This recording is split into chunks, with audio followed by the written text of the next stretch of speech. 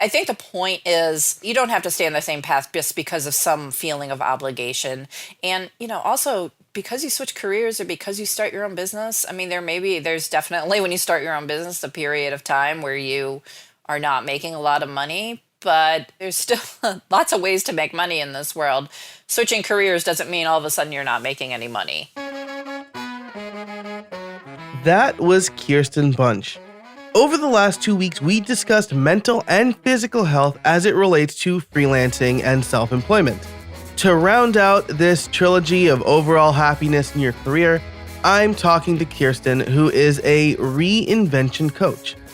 She helps those folks who are mid-career but need a change.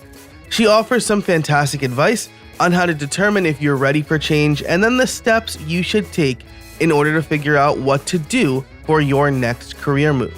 And this is advice that can come to anybody at any walk of life. You don't need to be 10, 15, or 20 years into a career to determine you need a career change. So we'll get into this interview in a minute, but of course, first, a word from our sponsors. This episode is brought to you by our friends at Ahoy, the easiest way to increase customer engagement on your WordPress site. Install Ahoy, create a message box, configure where to display it, and start seeing conversions come in. You can create messages for cart abandonment, upsells and cross-sells, custom support, and so much more. Ahoy's flexible conditions let you choose exactly where and when you want your message to be displayed. I've recently installed it on my own WooCommerce site, and I've already seen increased engagement. And I know this because of Ahoy's powerful analytics and reporting. You will see ROI within days of installing Ahoy, if not sooner. And that's even more true for listeners of How I Built It. You can get an exclusive 20% discount on any plan. Visit useahoy.com/howibuiltit and use the code HowIBuiltIt at checkout. That's useahoy.com, USEAHOY, useahoy.com/howibuiltit, and the discount code HowIBuiltIt. Use those today. Increase your engagement and sales on your WordPress site. Thanks to Ahoy for their support of this show. Hey everybody, and welcome to another episode of How I Built It, the podcast that asks, how did you build that? Today, I'm excited to talk to my guest, Kirsten Bunch. She is a reinvention coach and entrepreneur. And the topic we're going to be discussing today is reinventing yourself and launching a new business if you feel stuck. So without further ado, Kirsten, how are you? Hey Joe, I'm really good. I'm really good. I'm really happy to be here and have this conversation with you today. Yeah, absolutely. Thank you for joining me. I'm excited because this is a pretty unique topic for the show. Usually we're talking about more concrete businesses, ideas, or services. But I think that especially in the space that my audience is in, the web development space, the WordPress space, a lot of people find their way to WordPress or web development by feeling stuck. So I'm excited to kind of talk more high level about this stuff. So why don't we start off with who you are and what you do? Yeah, so like you said, I am a reinvention coach and strategist and entrepreneur by the nature of that. And I help people reinvent and refresh their careers. And that can mean starting a business. A lot of my clients start businesses. It could also mean switching from, one career to another. And it also means passion projects sometimes, like people who, I have clients who are writing books as a way to relaunch themselves, or starting film festivals in their communities and things like that. So, I find that most of my clients, typically my clients are kind of around the mid-career point, where they're looking at what they've done and they're looking at the next 20, 25 years, because let's face it, nobody is retiring at the age of 60 anymore, and thinking, okay, well, what's next for me? What am I going to do? Yeah, absolutely. So Well, first of all, I don't know if I would have the ability to retire. I mean, maybe, I'm about halfway there, a little more than halfway there. So maybe I will want to retire. But I feel like I'd be pretty bored if I retired at 60 or 65. But you mentioned this in the kind of pre-show discussion too, about passion projects. And I really like that mostly because my career manifested itself out of a passion project, right? I was just kind of like doing web development on the side, and it was a hobby and I liked it. And then I made that my career. From high school, I was doing that full time, I was doing it while going to school, I should say. So I like that too. And one other reason I like that is because I've heard from a lot of people in my outer circles that they don't really have a hobby. They basically just like work and then they go back to work, and helping people find and pursue passion projects is important to me, because I think that you should have other interests outside of your day job. Yeah, and I think that's true, because I think, so one of the things that I coach my clients on is, so not everybody's ready to just like jump out of their career, jump out of their job, right? Either for financial reasons or for identity purposes. I don't recommend just quitting your job from one day to the next unless you're really prepared for what that means. And we could dig into what that means if you want. But, one way to kind of get your toes wet is to do a passion project, and it'll help you feel better about being in a job that maybe you're not thrilled about, because you'll have something else to think about. But it's also a way, like I said in the beginning, it's a way to relaunch yourself. So I have I'm working with a woman right now who is, she's a celebrity stylist, and in order to relaunch herself and figure out where she's headed next, she felt the urge and felt the need to write her story, so she's writing a book about the vulnerability of beauty and all this stuff, really cool stuff. And it's a way for her to take stock of where she's been and who she is now and where she's going. Wow, I love that. That sounds really cool, and I think it flows very well into the next question that I had for you, which is, how do you know when you're ready to make a career switch? Yeah, I mean, I think if you're really uncomfortable with what you're doing now, and that feeling of uncomfortableness isn't going away, I think you need to examine that. And that doesn't mean you need a career switch necessarily, but it means that there's something going on. I do a lot of speaking, and I always tell my audiences, I have this whole story about my own reinvention where I kind of ignored the fact that I wasn't happy in the career that I was in, and I was moving from one job to the next and just doing the same thing. It's like, what's the saying? Do the same thing over and over again, expect different results, right? Yeah. And so I think, what I say is that you can distract yourself from the truth, but the truth isn't going to go away. And so if you feel like that's what you're doing, is you're distracting yourself from the truth that you're not in the right place, then I would suggest really getting some help to figure that out. And not panicking. Like, please don't panic. It's okay. Yeah. It's all going to be okay. You'll figure it out. Yeah, I think that's great. Not necessarily career switches for me, but both times I decided to leave my current job, they came kind of after a longer period of, what am I doing? I feel like I'm not growing in one instance. Like, I felt like I was falling behind.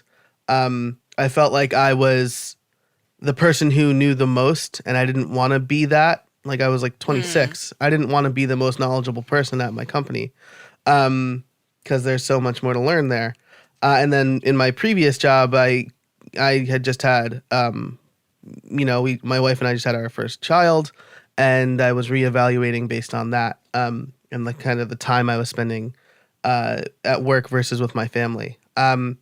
But I like that. If you're really uncomfortable with what you're doing, you need to examine it and don't ignore it.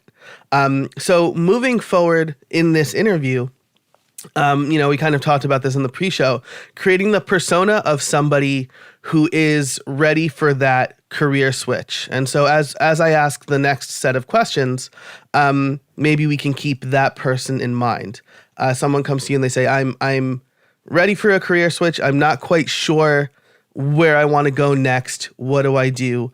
And the follow-up question I always ask to in this interview is, what kind of research do you do? So how would we figure out where to go from here? Yeah, no, definitely. And it's a great question.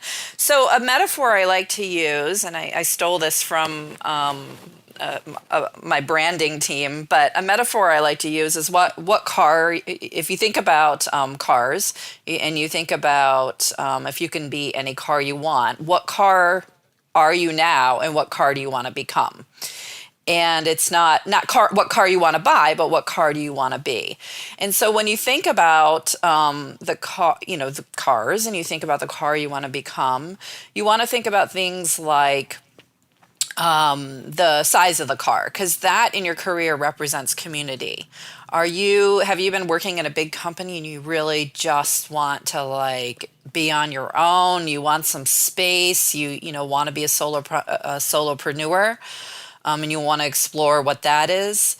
Or have you been working on your own in a small business and you're really kind of missing that bigger crowd around you? And so, the car analogy is that, do you want a mini or do you want an SUV, a big SUV or a van, right? Yeah. And then also your values come in. So do you want the gas guzzler in your career? Do you want to work for something that's not mission focused per se, and you want to work for a big company that does something that maybe isn't, do you want to work for a tobacco company or something like that? Right. Yeah. Or do you, is there something within your values that is really pulling you? Like you feel like, I really want to do something about climate change, or I really want to do something about animals. I don't know, food systems. And so, with the car analogy is, you want a gas guzzler? Do you want a hybrid? Do you want an e-car? What are you looking for? And so I think figuring out those two things, what are the values that you're looking for in your career or your new career, and what, how, sorry, I lost my train of thought, but how do you show up within, if you think about it in the sense of car, what does your car look like, and what are the elements of that car? The features is the word I'm trying to find. Yeah, absolutely. So that makes perfect sense, right? And again, thinking back to my own journey, right? I worked at a big a university, which is essentially like a Fortune 500 company without the bankroll. And then I went to a small team, and now I'm solo, and I made those choices at various stages. And then I like the idea of, do you want a gas guzzler versus an electric car, or do you want to work for a company maybe where you do a specific job and you like doing that job, or do you want to work for someone that has a very clear mission that aligns with your views, right? Right. If you dig on what Ben and Jerry's is doing, right? They have a very clear mission.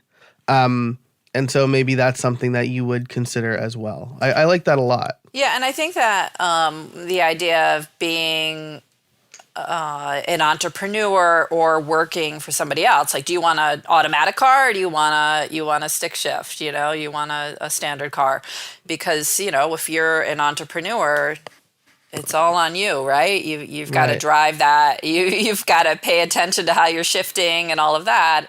And it's not to say an automatic, if you're working for somebody else, you don't have to do it, but it's a little bit more.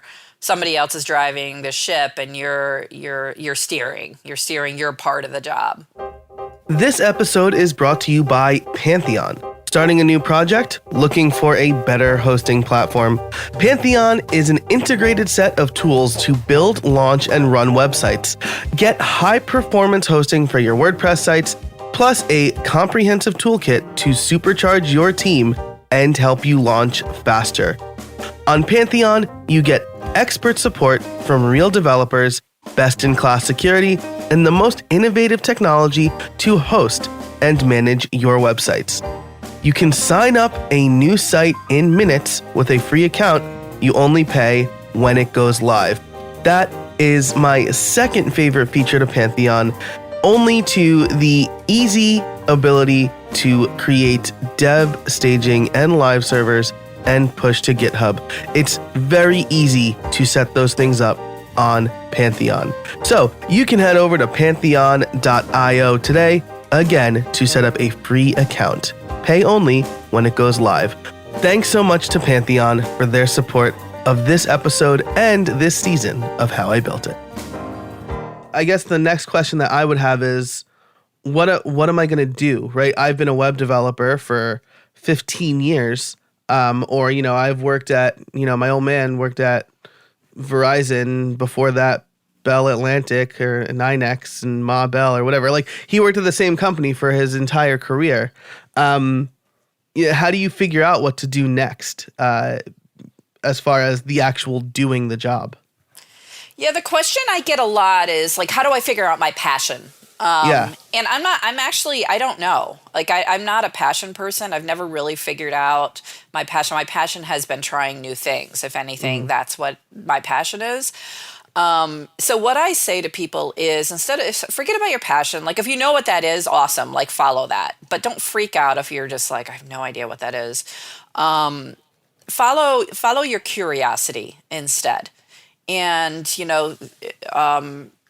follow the things that are catching your attention, and talk to people about them, and read up and talk to people who are working in that space. Or, for me, my reinvention story was about becoming an entrepreneur and starting my own business. I had never done that. I don't come from a family of entrepreneurs. My parents are school teachers.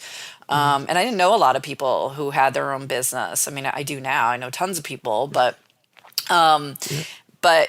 so my curiosity was about, hey, what would it be like to run my own business? What is that even about? Like, I think back of how naive I was a couple of years ago compared to where I am now. I'm still incredibly naive, but, so it can be a curiosity around a specific function, or it can be a curiosity around an issue or something, something else.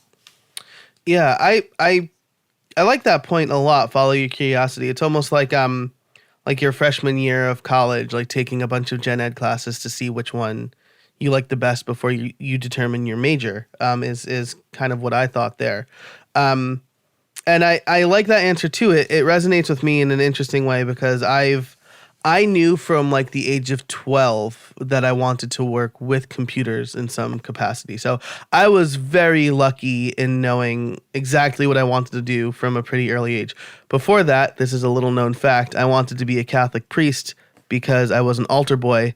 And that seemed like the next logical career move to an 11-year-old or a 12-year-old. But then I discovered computers, and I felt like that was a lot more lucrative.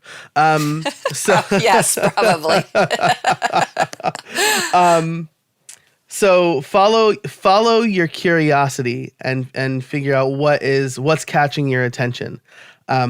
I think that's a really nice takeaway. And you bring up a really good point about this idea of, and this happens to a lot of people who are mid-career, that you've been on a path, and I hear all the time, well, I'm just going to continue with this because this is the way I've been going, and this is what I've worked so hard to get to. We take time, we pay attention to our education, we build our skills, we build our networks. And it's a little disconcerting, or it's a lot disconcerting if you get to a point where you're just like, you're kind of, it's back to owning your truth, and you're kind of like, well, I don't know if this is right for me anymore. Like, something in your gut is telling you that it's not right, but you've invested so much, so why not just continue on that path? And the difference is now in this day and age, and we're really the first generation, and it's true for men and women, but particularly women. This is the first generation, those of us who are in our 40s and 50s, where we have the luxury of time and we have the luxury of technology and the way cultural norms around work, how they've shifted. We have the luxury to ask that question, what else can I do? And have a long enough runway to kind of figure that out, because we're not, God willing, we're not dying at the age of, in our late 50s or Yeah. early 60s anymore. Like, a lot of us are living much longer. And like I said in the beginning, a lot of us want to be productive and engaged going, the idea of retirement is just completely changing. Right. Yeah. I mean, the retirement age was determined based on the average lifespan, right? You retire, and then a few years later, you're probably not going to be alive anymore. And that's just not the case anymore. You retire at 65, you could live another 25 years, 30 years. Right. Right. All of my wife's grandparents are in their late 80s, like, which is, not what it was like when they entered the workforce. So I like that a lot. And then people who are mid-career and on a path generally want to stay on that path. I think that's absolutely true, right? Especially with the increasing cost of college. I spent over $100,000 or whatever on a college degree, and now I'm not going to use that degree. That weighs on your mind a little bit. Hopefully by the time you're mid-career, you've kind of... that's true. Yeah, but I mean, I know for people who are in school now, that might not be the case. They may be carrying that debt through, for years and years and years. But yeah, it's just kind of, I think the point is, you don't have to stay on the same path. You don't have to stay on the same path just because of some feeling of obligation. And, also, because you switch careers or because you start your own business, I mean, there's definitely, when you start your own business, a period of time where you are not making a lot of money, but it doesn't, there's still lots of ways to make money in this world. Switching careers doesn't mean all of a sudden you're not making any money. Yeah, I think that's to drive that point home before we get on to the title question. I read an article that I really liked that basically said if you're not willing to do something for 3 years, you shouldn't think about it, right? And that falls in line with the idea that if you start your own business, you're probably not going to make good money or replace your previous salary for about 3 years. As you get up and running, you're not immediately going to make what you were making at your old established job. And so I like that, and that stuck with me, right? I'm about to enter year 3 of my business, and things are going pretty well. Not as well as I want them to be, but I'm also, I'm a millennial, so I don't have any patience. So I really like that, right? Is that change can be hard, but you shouldn't stay on the same path because you have a feeling of obligation towards it. Towards what you're currently doing, I should say. So let's get into the title question. I have followed my curiosity. Let's pick an example that you've mentioned before. Let's say I really want to write a book, and I'll say a fiction book because I've written technical books. I want to write a work of fiction. How do I build my reinvented career or my reinvented passion project? Well, I mean, if it's about writing a book, writing a fiction book, I actually don't work with people who write fiction, so it's a little bit of a difficult scenario, but let me talk it through. So, yeah. With writing a book, there are a lot of book coaches out there that can help you write your book. If you have no experience writing at all, I would say start with taking some courses where you're writing within a group and people are giving you feedback. I know Gotham, I forget what it's called, but it's like Gotham Writers or something like that in New York has a lot of online courses, and they're always really great. But I think the thing is that if you want to write, you've got to write, and that's like with anything. If you want to start a business, you've got to start a business. You've got to take action. And so that's true. You could give me any scenario and I would say, yeah, take action. So if you want to write, start writing.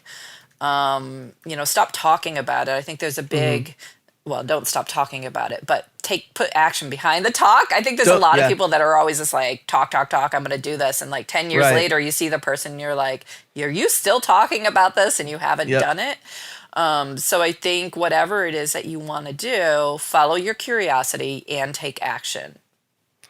Nice, nice. Yeah, that's right. Don't just talk about it, right? Actually do something. If you want to write, you've got to write. I love that. I had a track coach. Well, I was on the field part. I didn't do much track, but I did the field part. And our track and field coach, Mr. DeBold, on the first day of practice said to the runners, if you want to run fast, you got to run fast. And then to the shot putters, if you want to throw far, you got to throw far. So I remember that. And I'm like, I want to throw far. So I think that's a great piece of advice, something that I've heard a lot. And going back to your initial point, right? Start talking to people, take some courses to set you on that path. Let's speak a little bit more generally now, right? As far as reinventing goes, take some courses. So is the first step like figuring out your first step, right? Is the first step in reinventing your career like figuring out exactly what you need to do? Yeah, no, not necessarily, because some people really don't know. Like a lot of some people say, I know this doesn't feel right what I'm doing now, and I want to figure out what else I'm doing.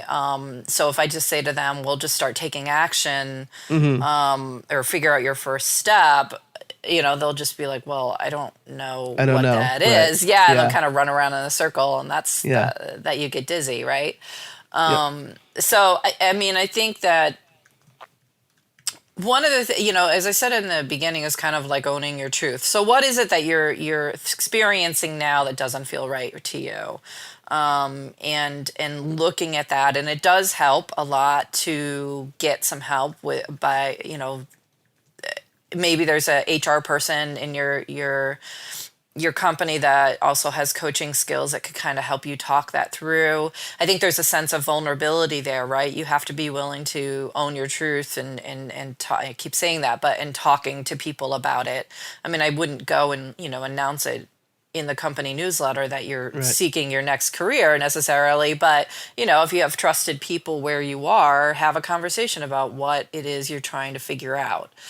And get some help thinking that through. What is it that doesn't feel right, and what is it?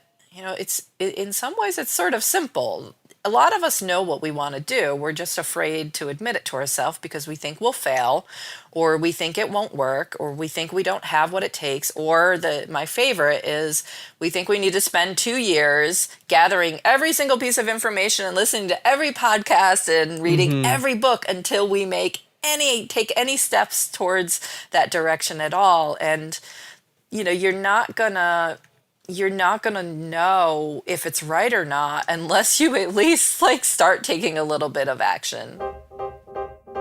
This episode is brought to you by Creator Courses. Do you feel confused and overwhelmed by the amount of tools to help you build websites? Are you worried that you are not using the best tools for the job? Do you feel like you ought to spend more time building and less time researching?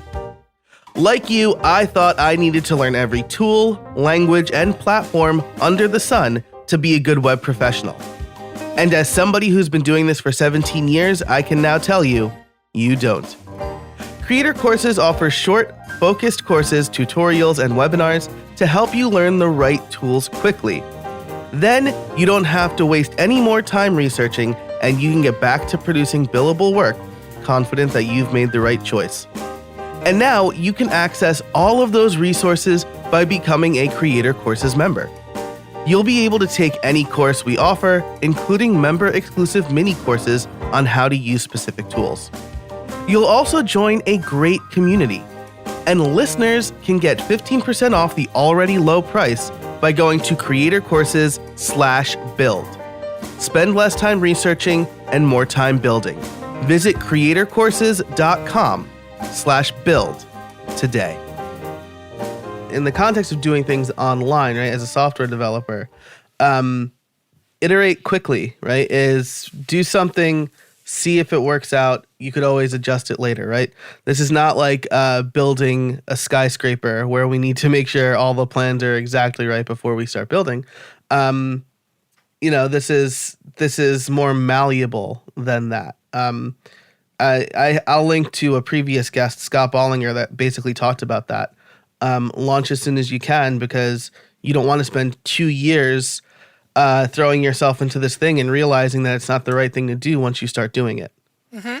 Yeah, absolutely. I talk to people about having, people have college funds for their kids, they have retirement funds. I talk to people about having reinvention funds. So if you're, the reality is, because of the way, as we talked about, because we're retiring later, because of the way we're working now, the reality is that you're probably going to reach a point in your career where you're going to look to reinvent yourself. And whether that means starting a business or switching careers, isn't it wonderful to have a fund that you can pull on,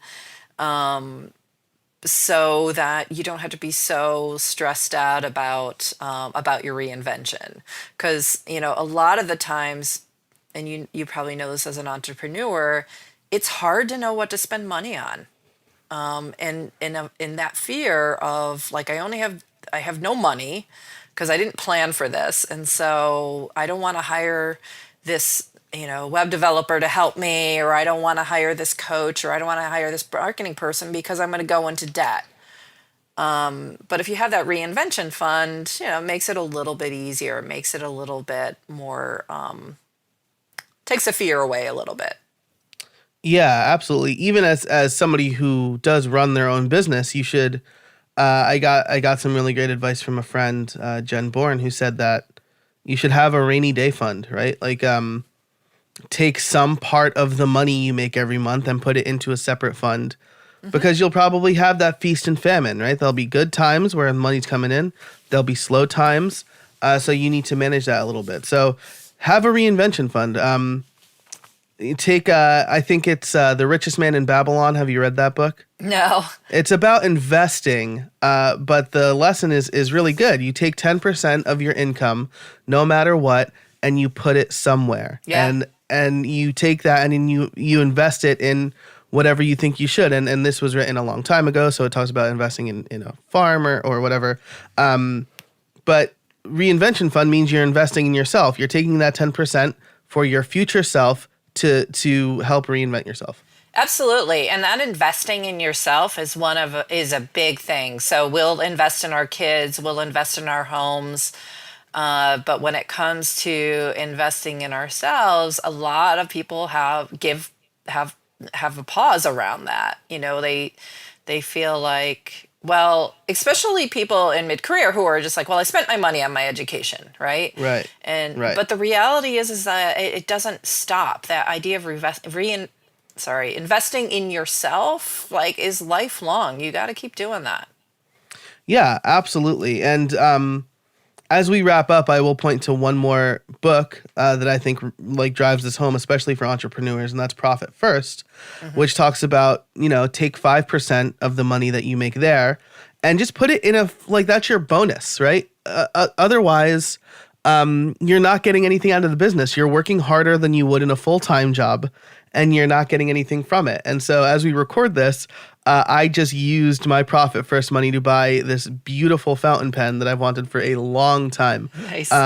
Yeah, so it's the Sailor Pro Gear. I don't know if you're into fountain pens, but it's a very nice pen. And I had the support of my wife to buy it, of course. But I feel like I've gotten something out of the business this quarter because it's something I've wanted for a long time.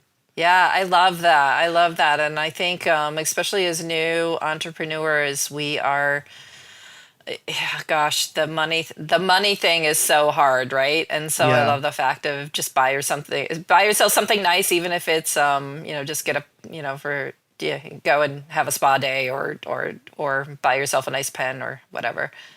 Yeah, exactly. Like, get something out of your business that you maybe wouldn't get out of the full-time job. And along with that, like, proper money management is important, right? I think your point about the reinvention fund and reading Profit First, manage your money, and that gives you freedom. So I think that those are very good points to take away. So so I usually like to ask you what your plans for the future are here. We haven't talked specifically about you that much. But why don't we get an idea of kind of what you would do for somebody, for our persona that we've created, as far as guiding them and what your plans for the future are. Sure. Yeah, I think I understand your question. So, I threw like 2 or 3 in there, so I guess it's okay. What do you do currently, and what do you hope to do in the near future? Got it. Yeah. So like I said, I'm a reinvention coach and strategist, and I help people figure out their next act. My book is called, I have a book that came out last year. It's called Next Act, Give Back. And it's not about volunteering. It's not about giving money. It's really about how you give back to yourself. How you give back to the dreams that you had in college to do something that you really wanted to do, and you kind of got carried away on a career track that has been good or bad depending on your situation, but now it's time to really reassess what you're doing. And so for me, I continue to work with people who are at that point of their careers where they're asking, what am I doing here, and what else could I be doing, and what's next? So for me, that work isn't going to change, because I absolutely love that work. This is what lights me up, and I get up excited. I'm excited every day to work with my clients and see what they can do. And so for me, as the what I'm doing now is really focusing on how to be a better business person, and how to learn how to be a better entrepreneur. What do I need to learn? Which is tons of stuff. And I'm working with a branding agency right now to make my brand a little more polished and I guess more official looking. And one of the things that I found when I started was that I was talking to too small of an audience. And so I've kind of expanded. I'm working with a branding agency to kind of expand who I'm talking to with my messaging.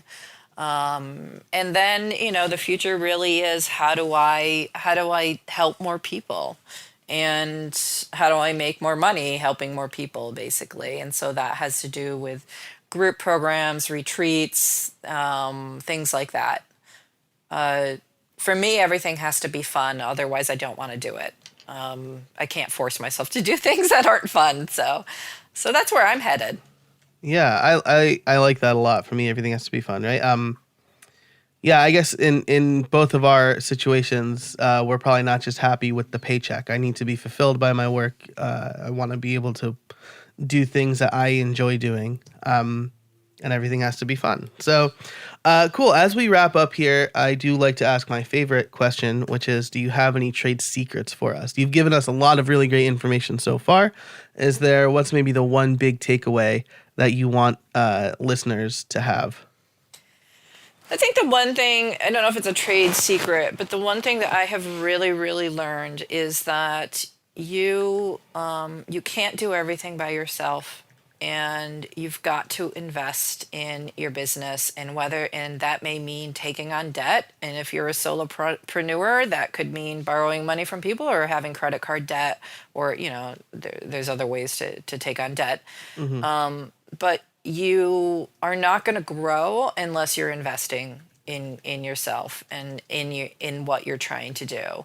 And that is, for a long time, I kind of sat and didn't want to spend any money, didn't want to invest in myself. I tried to do it myself. And what you were saying, and there's a lot of things that I'm good at, and there's a lot of things I'm not good at, right? Like, Yeah.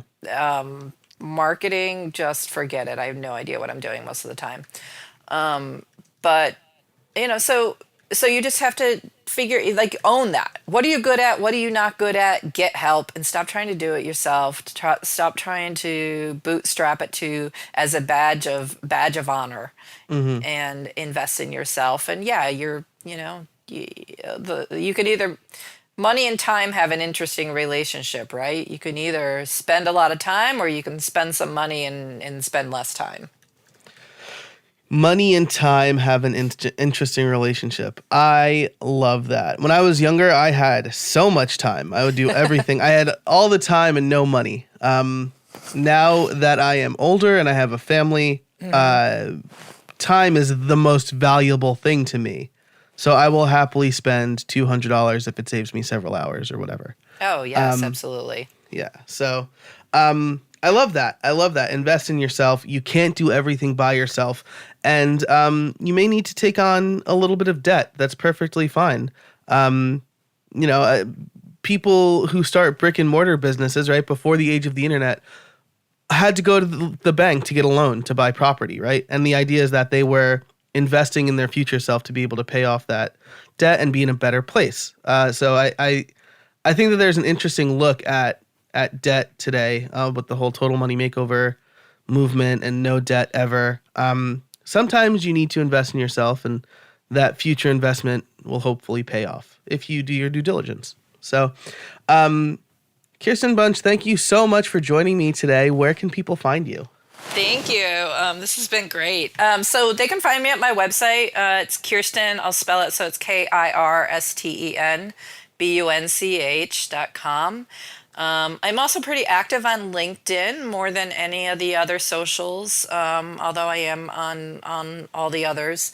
And that is, you can just find me with my name. Pretty somewhat unusual name, although there are other Kirsten Bunches in the world. And I have a blog that comes out weekly that's called Change the World in a Hot Flash that people seem to really like. So it's something you could sign up for if you're interested in connecting with me. Awesome. I will link to all of those things and everything, especially the books. We talked about a lot of books today that we talked about in the show notes over at howibuilt.it. Kirsten, thanks so much for joining me today. I really appreciate it. Thank you. This has been great. Thanks a lot, Joe. Thanks so much to Kirsten for joining us today. Lots of takeaways. There are a lot of takeaways from her interview. She also gives a ton of advice in her trade secrets. You can't do everything by yourself. There's a lot of things that I'm good at, she said, and a lot of things I'm not good at. And that money and time have an interesting relationship. I liked that one. She said you may need to take on debt, which we may differ on the philosophy of that. I try not to take on any debt if I possibly can. But the overall message here is invest in yourself. This is incredibly important.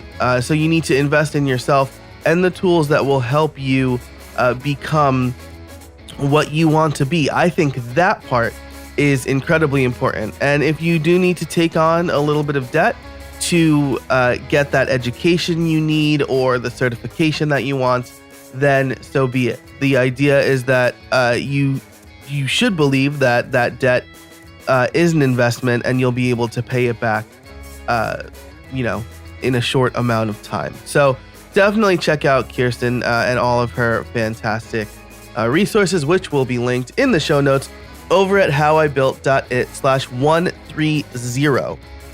Thanks so much to our sponsors, Ahoy, Creator Courses, and Pantheon. We would not be able to do the show without them. My question of the week for you is, have you ever felt like you needed to make a career change, and what did you do to mitigate that change? Let me know on Twitter at jcasabona or via email at joe@howibuilt.it.